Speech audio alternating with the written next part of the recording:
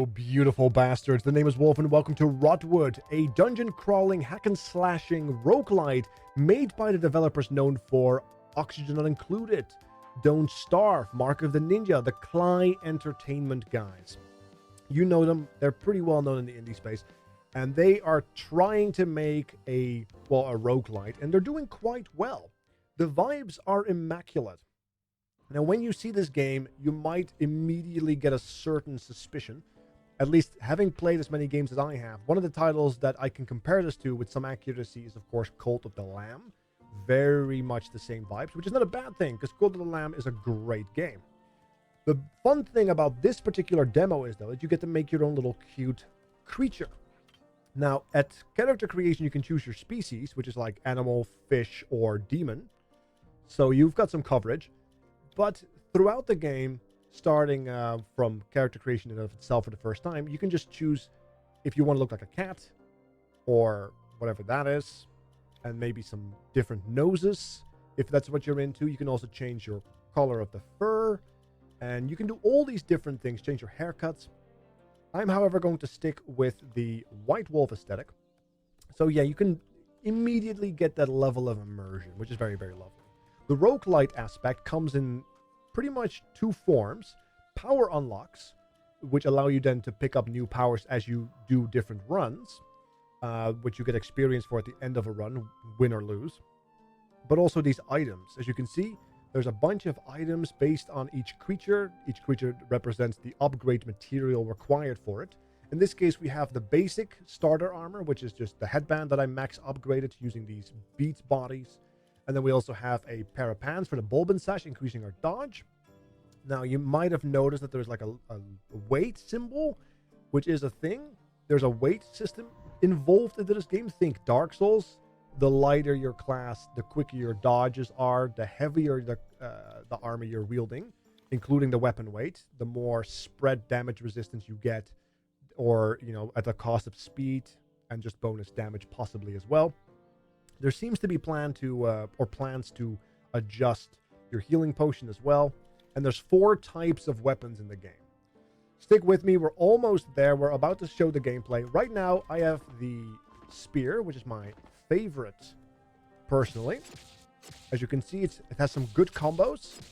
You can test these on the dummies. You get the little tooltip on the left right here. The only thing you need to know is the basic combos, and then the fact that light is good. That means you're using focus hits, and focus hits are bonus damage, and focus hits can also crit for even more damage. And there's a lot of powers that I've recently unlocked that are very, very broken, very, very strong. They are all combined or all connected to focus hitting. So depending on how you want to play, you may want to check out some different weapons. We also have a cannon. We have a cannon that can shoot, which is very good. Also some shotguns, but you have to make sure you load correctly, because otherwise you're stun locked as you're trying to load. Bunch of mechanics there as well, which is kind of cute, as long as you can keep it up. I would use this in like a multiplayer situation, because there are multiplayers. The hammer is quite lovely, very fast, very short range, but has built-in AoE and some really cool swing combos, which are really nice. As you can see, the focus hits are different there. Fully charge a heavy attack combo ender, and then you can get a focus hit. And then also you have this unique weapon, which is like a ball, but you have to throw it, and then you have to see if it kind of reminds me of Draven in League of Legends. Remember that? Luckily enough, though, there are some mechanics you can do here where you can just suck these balls back in. Where they land, they do damage, but also if you throw them, and then you can push them back and then do the focus hits, hit an airborne striker. Seems like a lot of work for very little effort, or a lot of work for some big effort, big numbers.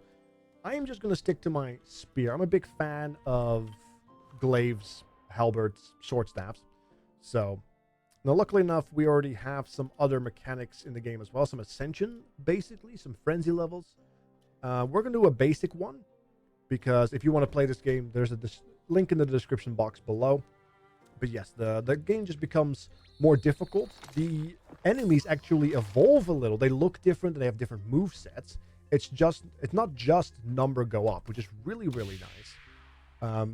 certain developers are very simplistic with that. These guys, no, they're actually making some visual changes and such, which is really, really cool. Definitely feels like you're fighting an improved version of an enemy, which sometimes is frustrating because some of these improved versions are really, really painful to deal with. As you can see, there's some wonderful combos. I love this dodge attack. Many hits. The spear is all about getting many hits in. And there are a couple of powers that are very broken with the spear for that very reason. So hopefully we can pick some of those up. Who knows? We might get lucky. Let's see. Shrapnel. No. Cornered Coyote. I'll do Shrapnel. Alright. I am not a big fan of powers that require you to be at low health or become more rewarding the worse you are, even if I'm bad, you know? Like, I just want to learn how to be good first before I start playing low life builds. It feels appropriate. Alright, there you go. Yeah, there are bombs in the game. They will hurt you, even if they are summoned by you yourself, because there are powers that facilitate that. You can deal with elemental hazards. You can lead them into the, or enemies into elemental hazards, and then trigger them. Bombs are a good example of this. I should stop trying to dodge perfectly. There's no need for it. I could just kill them. Run speed. Let's go with run speed. I like run speed. So as you can see also at the end of a level, you have a little marker right here. You can see which way does end up giving you what. This is money. Looks like a scuffed heart, but it is money, basically. This world's money, which does not carry over to other games. Only the cornerstones carry over to next runs. There's also part of the reasons how you unlock new gear and such if you reach the shop. And all that good stuff. Alright. But, yeah, the little blob thing, Tephra, that's just in-run money. And if you finish the run, you lose all your money. So, if you want to save that, make sure you have a reason for it, because otherwise you're better off just spending it, lest it be wasted. Alright, now we get some material here for upgrades. Very good. Ooh, Thrill Seeker. 40% damage, but you take 30 more. Alright, let's become a glass cannon. I'll take it. Alright. So far, the beginning is always a little lackluster, a little slow. The cooler powers come in later. Now, luckily enough, you will unlock more powers as well, because if you play this for the first time and you're still level 1, basically, you don't actually have some of the coolest powers in the game. But once you start getting some levels, it really opens up. And you start to realize that there are a lot of wonderful, powerful things. Your attacks deal more hit stun to enemies. Nice. Okay. Hit stuns are interruptions. We have a question mark, which could be anything. It could be any kind of... Could be an NPC encounter. Could be a very difficult room. Could be a couple of things. But since I also have a power on this side, I prefer to go that because I can get the guaranteed power as opposed to getting the chance for a power. And I'm still fishing for good powers. I'm looking for lightning. Yes, I look like a wolf and I'm looking for lightning powers. I know. It's so not expected. Don't look at my channel logo, will you? I would be appreciated. Alright. Let's see if I can just keep things okay. These plants gave me some grief when I first started out. Because I wanted to get in there and then the roots, they just touched me in all kinds of weird ways. Ooh, like first one's free is a really nice one to get this early. So I'm definitely picking that up. Alright, we're going to get a little bit of money, which is not too much of a problem. I'm not prioritizing it, but to have it is always nice in case you want to get a heal, buy a potion, maybe visit the shop for other than unlocking. Now, luckily enough, there's a lot of smart quality of life in this particular title that I think they really thought well about. For example, if I were to go to the potion seller who sells potions, hence he's the potion seller, you also get a small free heal. So there's never a reason to not go to somewhere if you're broke. There could always be a reason to go somewhere if you are broke, which is really nice. Even a power upgrader, because there are, like, the moment you pick up a power, you can also upgrade it. And this is done either through special effects, like we have here with the first one's free, or with the power upgrader. I'm not sure what their name is. I keep forgetting it. But they have a mechanic where the first one's free. And every single time you find her, even through the same run, the first one's always free. And then you can spend money afterwards to get even more upgrades. So you never feel like you've been scammed, which feels really, really good. I always hate that when, oh, I finally get a shot, but then I don't have enough money. Or I don't have the thing I require. I get nothing out of it. Just feels like a wasted turn. Never really a good chance. Let's go with Sanguine. All right. So that overall feels like really, really good. They really thought about that, which is really nice. All right, we have a mini boss right here, the Greater Yamo. He is a little tricky because he can hit behind him if you don't watch out. But he also has a bunch of allies joining him. Luckily enough, we have a lot of good single target. That's what the spear focuses on. And yes, his swings also hit the allies. So we just had just in time. And I think that's kind of cool. Enemies can, or at least bosses, can technically hit their allies as well. Definitely makes it more visceral. And perhaps useful in terms of your strat. So we have a mini boss gift here. Heavy defense. Ooh, shield segments are really good. If you have a full shield, which is 5 segments, you can tank 1 hit. Very powerful. Enchanté is a free minion. And then we also have just a additional health. So I think I want to go with... This is tricky. It's either going to be Enchanté or the heavy defense. Like, this is a really good item for something that does AoE attacks, like the hammer. We do kind of have that, but it is tricky. You know what? I am going to do it. It's better to have something than absolutely nothing. We're going to actually get to the power upgrader, which is recognized by the crystal with the arrow above it. And as you can see, first one will be free. Is it upgrade time? Yes. Upgrade, please do. So we get to choose. The only thing I don't fully understand is that sometimes powers don't show up, even though they don't seem to have the upgrade pip. And this either means that they are probably already fully upgraded, like first one's free, because they has 2 purple pips. But I've seen some icons that did not have the colored in pips, and they could also not be upgraded. So maybe there are powers in the game that might not have upgrade versions yet. But yes, you can actually just see what a power does as well before you upgrade. Very much quality of life. I'm going to go with Pew Pew because these guns, these shots, they can... Actually, what does it do? Even more hit stun to enemies. Let's do that as well. These projectiles we shoot every 3 attacks, which is now 2, they can shotgun. They can hit the same target multiple times, which is a lot of burst damage. Right? So it's really, really good. As you can see now, we have the enemies stacking on top of one another to indicate that they are slightly stronger. All right. And they have all kinds of different unique animations. So the enemies, despite the fact you can definitely recognize that they are the same type, they all have a good feel to it. Even when they have the improved versions, they get different animations even when they're stacked as well. So there's like a lot of thought and love given to making the enemies not repeat themselves. And when they do, to not make them feel monotonous. Which is very, very lovely. Because I remember a lot of games where it's literally just a reskin of the same enemy with the same moveset and just the number goes up. And in this game, I'm assuming the number also goes up, but there's like unique visuals and unique abilities. And thus more to learn to deal with. But it actually makes the game feel a lot more alive and just better, really, honestly. Random power for free. It will cost you a slice, 250 damage for a random power. We'll take that. We still have a potion. Okay, so we get a upgrade to our current power, which is fine. We're a little faster. That's perfectly okay. Well, actually, speaking of powers, we can actually go to the top here and get another one, hopefully. I am thinking about using my potion soon.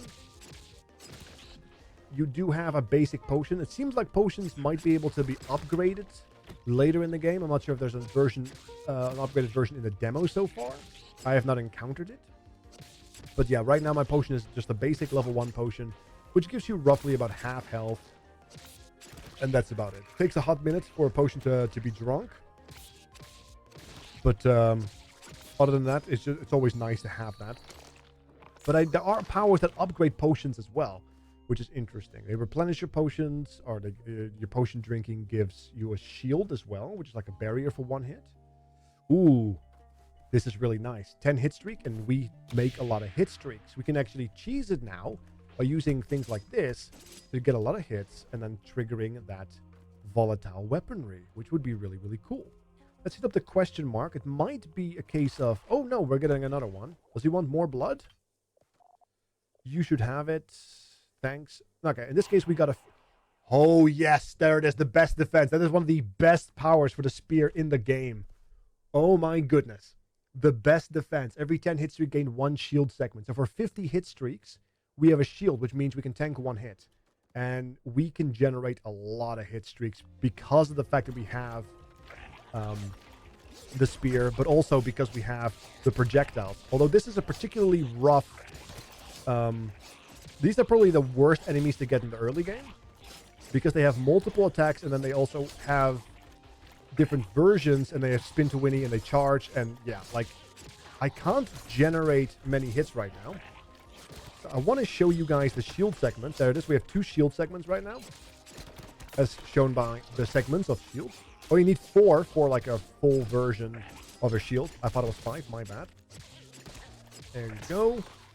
And there it is. We now have a shield. We are also glowing blue, which indicates that we have a shield active. So if we take 1 damage here, as you can see, we don't really take damage. The shield disappears, and then there it is. Perfect.